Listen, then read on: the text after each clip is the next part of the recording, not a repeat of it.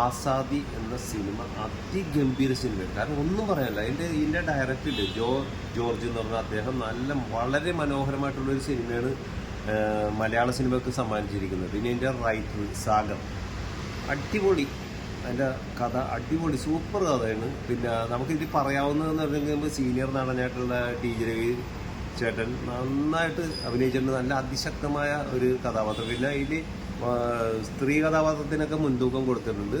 പിന്നെ വാണി വിശ്വം എന്ന് പറഞ്ഞ ആക്ഷൻ ഹീറോ മലയാളത്തിൽ പെർഫെക്റ്റ് അഭിനയം. എന്താ അഭിനയം, നല്ലൊരു ചിത്രമാണ്.